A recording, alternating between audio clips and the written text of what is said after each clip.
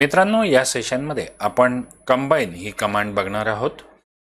त्यासाठी आपण इथे काही टायटल करून ठेवलेले आहे आणि एक शेप आपण त्याच्यावर ॲड करत आहोत। हा शेप आणि टेक्स्ट यांना आपण शिफ्ट कीच्या सोबत सिलेक्ट केलं आणि प्रॉपर्टी पॅलेटमधून कंबाईन ही कमांड आपण वापरली असता ज्या ठिकाणी रेक्टँगल आणि टेक्स्ट छेदलं गेलंय तिथे आता आपल्याला हाफ रिव्हर्सचा इफेक्ट मिळाला।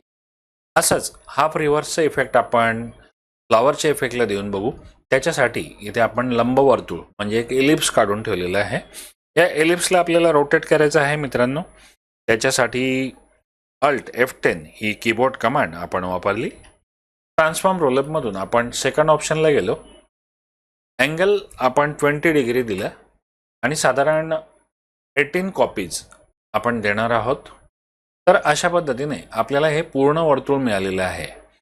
याची जॉमेट्री आपल्याला पुढच्या टॉपिकमध्ये समजून घ्यायची आहे, परंतु त्यापूर्वी आपण या स्टेप हाफ करू आणि एक जी पाकळी डबल झालेली आहे तिला आपण डिलीट करू। ही पाकळी मध्यभागापासून दोघेही बाजूला आहे म्हणून आपल्याला या पाकळ्या 18च्या निम्मे 9 कराव्या लागल्या आणि एक ओरिजिनल आपल्याकडे आहेच म्हणून एक नंतर आपल्याला जी एक्स्ट्रा तिला आपल्याला डिलीट करावं लागलं।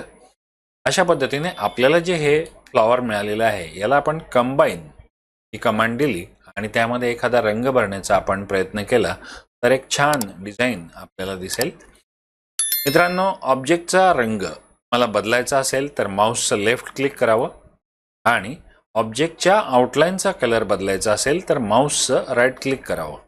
आता या ठिकाणी मला ही आउटलाईन नकोच आहे म्हणून नो आउटलाईनवर मी राईट क्लिक करत आहे, म्हणजे आउटलाईन निघून गेलेली आहे।